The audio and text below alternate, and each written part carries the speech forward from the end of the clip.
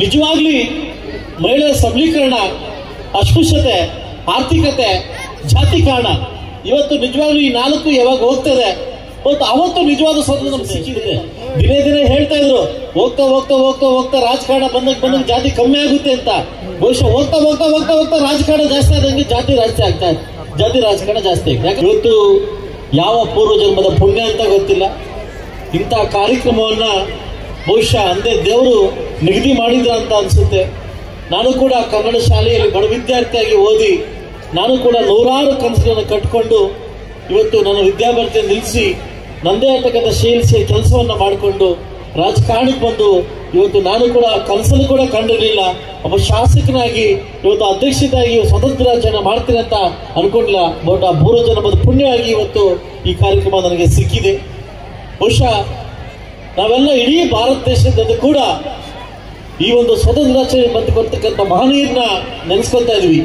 ಮಹಾತ್ಮ ಗಾಂಧಿ ಇರ್ಬೋದು, ನೆಹರು ಇರ್ಬೋದು, ಅಂಬೇಡ್ಕರ್ ಇರ್ಬೋದು, ಸುಭಾಷ್ ಚಂದ್ರ ಬೋಸ್ ಇರ್ಬೋದು, ಇವನ್ನೆಲ್ಲ ನೆನೆಸ್ಕೊಳ್ತಾ ಇದೀವಿ. ಆದ್ರೆ ಈ ಮುಳಬಾಗಿಲು ತಾಲೂಕಿನಲ್ಲಿ ಅವ್ರದೇ ಆದ ಶೈಲಿಯಲ್ಲಿ ಮುಳಬಾಗಿಲು ತಾಲೂಕು ಅವ್ರದೇ ಆದ ಶೈಲಿ ಕೆಲವು ಮಹನೀಯರು, ನಾನು ಇಲ್ಲಿ ಬಂದಾದ್ಮೇಲೆ ತಿಳ್ಕೊಂಡೆ, ಮಹನೀಯರು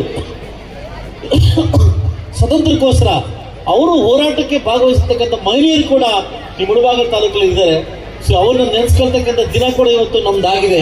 ಇವತ್ತು ಭಾರತ ದೇಶದ ಮಹಾತ್ಮ ಗಾಂಧಿನ, ನೆಹರು ಅವ್ರನ್ನ, ಇನ್ನೊಬ್ಬರನ್ನೆಲ್ಲ ನೆನೆಸ್ಕೊಳ್ತಾ ಇರ್ತೀವಿ ಮನೆಯನ್ನ. ಆದ್ರೆ ಈ ಲೋಕಲ್ ಅಲ್ಲಿ, ಈ ಮುಳಬಾಗಿಲು ತಾಲೂಕಲ್ಲಿ ಅವ್ರದೇ ಅಂತ ಶೈಲಿಯಲ್ಲಿ ಸ್ವತಂತ್ರಕ್ಕೋಸ್ಕರ ಹೋರಾಟ ಮಾಡ್ತಕ್ಕಂಥ, ಅವರಲ್ಲಿ ಭಾಗಿಯಾಗಿರ್ತಕ್ಕಂಥ ಕೆಲ ಮಹನೀಯರನ್ನ ನೆನೆಸ್ಕೊಳ್ತಕ್ಕಂಥ ದಿನ ಇವತ್ತಾಗಿದೆ. ಇವತ್ತು ನಮ್ಮ ಎಮ್ಮೆ ಕೃಷ್ಣಪ್ಪನವರು ಮತ್ತು ಎಮ್ಮೆ ವೆಂಕಟಪ್ಪರು ಅವ್ರದೇ ಆದ ಶೈಲಿಯಲ್ಲಿ ಸ್ವತಂತ್ರ ಹೋರಾಟಕ್ಕೆ ಭಾಗವಹಿಸಿದ್ರು.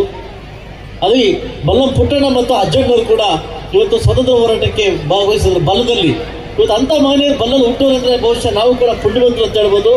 ಅವಳಿ ವಜ್ರಪ್ಪ ಅವರು, ನಮ್ಮ ಸ್ವಂತ ದೊಡ್ಡಪ್ಪವರು, ಅವಳಿ ವಜ್ರಪ್ಪ ಅವರು ಕೂಡ ಸ್ವತಂತ್ರ ಹೋರಾಟಕ್ಕೆ ಭಾಗವಹಿಸಿ ಅವರು 24 ಗಂಟೆ ಕೋಟ್ ಹಾಕೋತಾ ಇದ್ರು, ಒಂದು ರೋಜಲ್ಲಿ ಹುಡ್ಕೋತಾ ಇದ್ರು, ಜೋಬಲ್ ರೋಜ್ ಹಿಡ್ಕೊತಾ ಇದ್ರು. ಆಯ್ತಾ, ನಮ್ಗೆ ಯಾವತ್ತು ಆಶ್ಚರ್ಯ ಆಗ್ತದೆ. ಅಂದ್ರೆ ಗಾಂಧಿವಾದಿಗಳು ಅವರಲ್ಲ, ಗಾಂಧಿವಾದಿಗಳು, ಗಾಂಧಿ ಮಹಾತ್ಮ ತತ್ವಗಳನ್ನ ಪಾಲಿಸ್ತಕ್ಕಂಥ ವ್ಯಕ್ತಿಗಳು ಎಬ್ನಿ ನಾಗಪ್ಪನವರು. ಇವತ್ತು ಎಬ್ನಿ ಅಂದ್ರೆ ನಮ್ಮತ್ತು ಆಂಧ್ರ ಗಡಿಭಾಗ, ಆ ನಾಗಪ್ಪನವರು, ಎಬ್ನಿ ನಾಗಪ್ಪನವರು ಹುಟ್ಟಿ ಸ್ವತಂತ್ರ ಹೋರಾಟಕ್ಕೆ ಭಾಗವಹಿಸತಕ್ಕಂಥ ಮಹಾಪುಣ್ಯಾತ್ಮ ಅಂತ ಹೇಳ್ಬೋದು. ಅದೇ ರೀತಿ ದಂಡಿ ಚಂಗಪ್ಪ ಇರ್ಬೋದು, ಅವ್ರದೇ ಆಗ್ತಕ್ಕಂಥ ಶೈಲಿಯಲ್ಲಿ ಇವತ್ತು ದಂಡಿ ಚಂಗಪ್ಪ ಅವರು ಮಾಡಿದ್ದಾರೆ. ಕೈಕೋಡೆ ನಾರಾಯಣಪ್ಪ ಅವರು ಡಾಕ್ಟ್ರು, ಹೌದಲ್ಲ, ಅವರು ಕೂಡ ಸ್ವತಂತ್ರ ಹೋರಾಟಕ್ಕೆ ಭಾಗವಹಿಸಿದ್ರು. ಅದಾದ್ಮೇಲೆ ಅಂದಿನ ಹಾನಂಗೂರು ಚಂಗೇಗೌಡರು ಇವತ್ತು ನಮ್ಮೆಲ್ಲ ಮರೆಯಾಗಿದ್ದಾರೆ. ಇವತ್ತು ಚಂಗೇಗೌಡರು ಅವರು ಕೂಡ ಸ್ವತಂತ್ರ ಹೋರಾಟಕ್ಕೆ ಭಾಗವಹಿಸಿದರು. ಹಾಗೂ ನಮ್ಮ ಮಂಡಿಕಲ್ಲ ವಾಸುದೇವರಾಯರು ಅವರು ಕೂಡ ನಮ್ಮ ಇದಕ್ಕೆ ಭಾಗವಹಿಸಿ ಇವತ್ತು ಸ್ವತಂತ್ರ ಹೋರಾಟದಲ್ಲಿ ಭಾಗವಹಿಸಿ ಈ ಮುಳಬಾಗಲು ಕೂಡ ಮೂಡೂರು ಭಾಗದಲ್ಲಿ ಇದೆ. ಎಲ್ಲ ಒಂದು ಕಾರ್ಯಕ್ರಮ ಕೂಡ ನಾವು ಕೂಡ ಭಾಗವಹಿಸಿದ್ವಿ. ಸ್ವತಂತ್ರ ಕೂಡ ಹೋರಾಟಕ್ಕೆ ನಾವು ಭಾಗವಹಿಸಿರ್ತಕ್ಕಂಥ ಮಹನೀಯರನ್ನ ನೆಡ್ತಕ್ಕಂಥ ದಿನ ಅಂತ ಹೇಳ್ಬೋದು.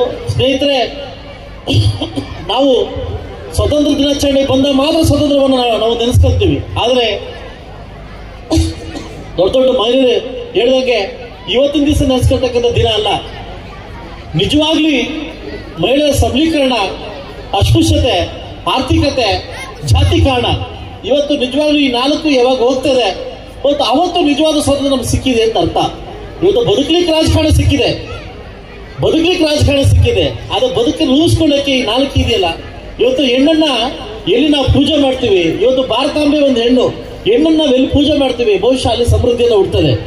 ಇವತ್ತು ಸಾಕಷ್ಟು ವಿಚಾರದ ಹೆಣ್ಣನ್ನ ಓರೆ ಕಣ್ಣಿಂದ ನೋಡ್ತೀವಿ, ಒಂದು ತಾತ್ಸಾರ ಮರದಿಂದ ನೋಡ್ತೀವಿ. ನಿಜವಾಗ್ಲೂ ಹೆಣ್ಣನ್ನ ನಾವೆಲ್ಲಿ ಗೌರವಿಸ್ತೀವಿ, ಬಹುಶಃ ಅದು ನಮ್ಮ ನಿಜವಾದ ಸ್ವಾತಂತ್ರ್ಯ ಸಿಗ್ಬೇಕಾಗುತ್ತೆ. ಅವತ್ತು ಸುಮಾರು ಭಾಷಣ ನೋಡ್ತಾ ಇದೀವಿ, ಹೆಣ್ಣು 12 ಗಂಟೆ ರಾತ್ರಿ ಒಬ್ಬಳೆ ಯಾವಾಗ ಹೋಗ್ತಾಳೆ ಅವತ್ತು ಸ್ವಾತಂತ್ರ್ಯ ಸಿಗುತ್ತೆ ಅಂತ ಹೇಳ್ತಾ ಇದ್ರು. ಬಹುಶಃ ಇವತ್ತು ಇನ್ನೂ ಕನಸಾಗೆ ಉಳಿದಿದೆ, ಅದೆಲ್ಲ ಕನಸಾಗೆ ಉಳಿದಿದೆ. ಇವತ್ತು ಬಹುಶಃ ಗೊತ್ತಿದೆ ಆರ್ಥಿಕತೆ, ಸಾಕಷ್ಟು ಜನಕ್ಕೆ ಮಹಾತ್ಮ ಗಾಂಧಿ ಮಾತು ಹೇಳಿದ್ದಾರೆ, ಎಲ್ಲಿ ಯಾವ ಹಳ್ಳಿಗಳಲ್ಲಿ ಆರ್ಥಿಕತೆ ಸಬಲೀಕತೆ ನಮ್ಮ ಸರಿಯಾಗುತ್ತೆ ಬಹುಶಃ ಅವತ್ತು ಸ್ವತಂತ್ರ ಸಿಗ್ಬೇಕಾಗುತ್ತೆ. ಇವತ್ತು ನಾರ್ತ್ ಕರ್ನಾಟಕದ ನಿಮ್ಮೆಲ್ಲ ಗೊತ್ತಿದೆ, ನಾರ್ತ್ ಕರ್ನಾಟಕದಲ್ಲಿ ಒಂದು ಮನೆಗೂ ಸೊಸೈಟಿ ಇದೆ. ಈ ಕಡೆ ಸೊಸೈಟಿ ಅಂದ್ರೆ ಒಂಥರ ನೋಡ್ತಾರೆ, ಅದಲ್ಲ. ಅದಕ್ಕೋಸ್ಕರ ಇವತ್ತು ಆರ್ಥಿಕತೆಯನ್ನ ಇವತ್ತು ನಾವು ಎಲ್ಲಿ ಎತ್ತಿಡ್ತೀವಿ, ಆರ್ಥಿಕತೆ ಸಬಲೀಕರಾಗ್ತೀವಿ, ಬಹುಶಃ ಅವತ್ತು ನಮಗೆ ಸ್ವಾತಂತ್ರ್ಯ ಸಿಗ್ದಂಗಾಗುತ್ತೆ. ಅಸ್ಪೃಶ್ಯತೆ ನಾನು ಇದ್ರ ಬಗ್ಗೆ ಹೇಳಂಗಿಲ್ಲ, ದಿನನಿತ್ಯ ಆದ್ರೆ ಇಡೀ ಪೇಪರ್ ಅದೇ ಬರ್ತಾ ಇದೆ. ಅಸ್ಪೃಶ್ಯತೆ ದಿನೇ ದಿನೇ ಹೇಳ್ತಾ ಇದ್ರು, ಹೋಗ್ತಾ ಹೋಗ್ತಾ ಹೋಗ್ತಾ ಹೋಗ್ತಾ ರಾಜಕಾರಣ ಬಂದಾಗ ಜಾತಿ ಕಮ್ಮಿ ಆಗುತ್ತೆ ಅಂತ. ಬಹುಶಃ ಹೋಗ್ತಾ ಹೋಗ್ತಾ ಹೋಗ್ತಾ ಹೋಗ್ತಾ ರಾಜಕಾರಣ ಜಾಸ್ತಿ ಆದಂಗೆ ಜಾತಿ ರಾಜಕಾರಣ ಜಾಸ್ತಿ ಆಗಿದೆ. ಯಾಕಂದ್ರೆ ಅವ್ನು ನಮ್ಮವನು, ಇವ್ ನಮ್ಮವನು, ನಮ್ಮ ಕುರುಬ್ನು, ನಮ್ಮ ಮಕ್ಳಿಗ್ನು, ನಮ್ಮ ಎಸ್ ಅವನು. ಇದು ಬರ್ತಾ ಬರ್ತಾ ಬರ್ತಾ ಏನಾಗ್ತಿದೆ ಅಂದ್ರೆ ಜಾತಿ ರಾಜಕಾರಣ ಜಾಸ್ತಿ ಆಗ್ತಾ ಇದೆ. ಬಹುಶಃ ನಾವೆಲ್ಲ ವಿದ್ಯಾರ್ಥಿಗಳು, ನಾವೆಲ್ಲ ಓದಿರ್ತಕ್ಕಂಥ ವ್ಯಕ್ತಿಗಳು, ನಾವೆಲ್ಲ ಪ್ರಪಂಚ ಜ್ಞಾನ ಗೊತ್ತಿರ್ತಕ್ಕಂಥ ವ್ಯಕ್ತಿಗಳು, ಇವೆಲ್ಲ ಕಮ್ಮಿ ಆಗ್ಬೇಕಾದ್ರೆ ಜಾತಿ ಅನ್ನೋದು, ಜಾತಿವಾದ ಅನ್ನೋದು ಕಮ್ಮಿ ಆಗ್ಬೇಕಾಗುತ್ತೆ. ತಮಗೆ ಗೊತ್ತಿರಲಿ, ಕುವೆಂಪು ಮಾತಾಡಿದ್ದಾರೆ, ಸರ್ವ ಜನಾಂಗೀಯ ಶಾಂತಿಯ ತೋಟ. ಬಹುಶಃ ಎಲ್ಲಿ ಅದು ಉದ್ಭವ ಆಗುತ್ತೆ ಮತ್ತು ಅಂದು ನಾವು ರಾಜಕಾರಣದಲ್ಲಿ ಇರ್ಬೋದು, ಸ್ವಾತಂತ್ರ್ಯ ಇರ್ಬೋದು, ಆರ್ಥಿಕತೆ ಇರ್ಬೋದು, ನಾವು ಕಾಣಬೇಕಾಗುತ್ತೆ. ಇವತ್ತು ಇಷ್ಟು ವಿಜೃಂಭಣೆಯಿಂದ ಇಡೀ ನಮ್ಮ ತಾಲೂಕು ಅಧಿಕಾರಿಗಳು ಸೇರ್ಕೊಂಡು ನಾವೆಲ್ಲ ಈ ಕೆಲಸವನ್ನು ಮಾಡ್ತಾ ಇದ್ದೀವಿ. ಬಹುಶಃ ಈ ಸಂದರ್ಭ ಒಂದು ಜ್ಞಾಪಕ ಬರ್ತದೆ. ಇವತ್ತು 2ನೇ ಪ್ರಧಾನಮಂತ್ರಿ ಆಗಿರ್ತಕ್ಕಂಥ ನಮ್ಮ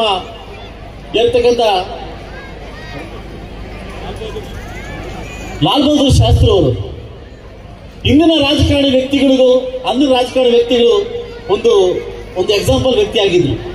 ಬಹುಶಃ ಅವರೇ ಪ್ರಧಾನಮಂತ್ರಿ, 2ನೇ ಪ್ರಧಾನಮಂತ್ರಿ ಆಗಿದ್ದಾಗ ಲಾಲ್ ಬಹದ್ದೂರ್ ಶಾಸ್ತ್ರಿ ಅವರು ಅವರ ಸರಳತೆನ ಇವತ್ತು ಯಾಕೆ ಈ ರಾಜಕಾರಣಿಗಳು ತಗೊಳ್ತಾರೆ ಅಂತ ಹೇಳಕ್ ಆಗ್ತಾ ಇಲ್ಲ. ಅವರ ಸರಳತೆ, ಅವರ ಅವರ ನೈತಿಕತೆ, ಅವರ ಒಂದು ನಿಜವಾದ ಜೀವನವನ್ನ ನಾನು ಕೂಡ ಓದಿದ್ದೀನಿ ಸ್ನೇಹಿತರೆ.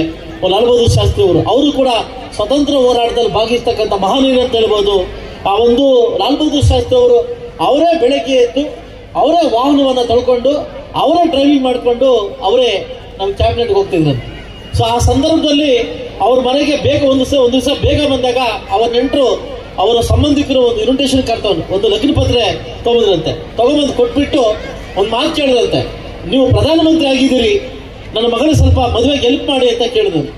ಅವಾಗ ಒಂದು ಮಾತಂದ್ರೆ, ನನಗೆ ಆರ್ಥಿಕತೆ ನನ್ನ ಹತ್ರ ಇಲ್ಲ, ನನ್ನ ದುಡ್ಡಿಲ್ಲ, ನನಗೆ ಸಂಬಳ ಎಷ್ಟು ಬರ್ತಾ ಅಷ್ಟು ಮಾತ್ರ ನಾನು ಜೀವನ ನಡೆಸ್ತಾ ಇದ್ದೀನಿ ಅಂದಾಗ ಆ ನಮ್ಮ ಲಾಲ್ ಬಹದ್ದೂರ್ ಶಾಸ್ತ್ರಿ ಮಿಸ್ಸಸ್ ಸೈಡ್ ಕರಂತೆ, ರೀ ಬನ್ನಿ ಅಂತ ಸೈಡ್ ಕರಂತೆ. ಅವ್ರ ಹತ್ರ ಉಳಿಸ್ಕೊಳ್ತಕ್ಕಂಥ ಅಮೌಂಟ್ ಎತ್ಕೊಟ್ರಂತೆ. ಏನಂತಂದ್ರೆ ಈ ಅಮೌಂಟ್ ಅವ್ರು ಕೊಡಿ ಅಂತ.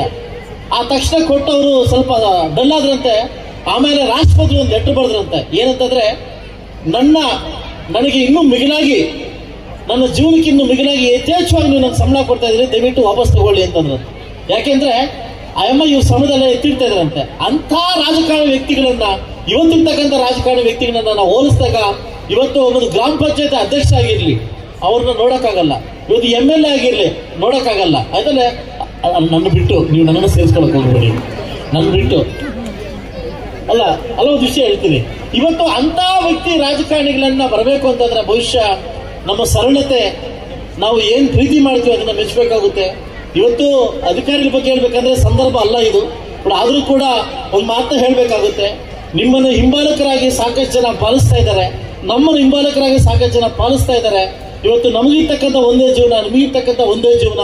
ಆ ಜೀವನ ಸುಖವಾಗಿರ್ಬೇಕಾದ್ರೆ ನಾವೆಲ್ಲ ಈ ದೇಶಕ್ಕಾಗಿ, ಈ ಸಮಾಜಕ್ಕಾಗಿ ನಾವೆಲ್ಲ ದುಡಿಬೇಕಾಗಂತ ಹೇಳ್ತಾ ಈ ವಿಜೃಂಭಣೆಯನ್ನ, ಈ 79ನೇ ಸ್ವಾತಂತ್ರ್ಯ ದಿನಾಚರಣೆ ತುಂಬಾ ಅದ್ದೂರಿಯಾಗಿ ಆಚರಣೆಗೆ ವ್ಯವಸ್ಥೆ ಮಾಡಿಕೊಟ್ಟಿರ್ತಕ್ಕಂಥ ನನ್ನೆಲ್ಲ ತಾಲೂಕು ಆಡಳಿತ ಮಂಡಳಿಗೆ ಹೊಂದಿಸುತ್ತಾ, ಎಲ್ಲ ತಾಲೂಕು ಅಧಿಕಾರಿಗಳು ಕೂಡ ಹೊಂದಿಸುತ್ತಾ, ಇವತ್ತು ಎಲ್ಲ ವಿಶೇಷವಾಗಿ ನಮ್ಮ ಶಿಕ್ಷಣ ಅಧಿಕಾರಿಗಳು, ನಮ್ಮ BO ಅವರು ತುಂಬಾ ಅಚ್ಚುಕಟ್ಟಾಗಿ ಈ ಒಂದು ವ್ಯವಸ್ಥೆಯನ್ನು ಮಾಡಿದ್ದಾರೆ.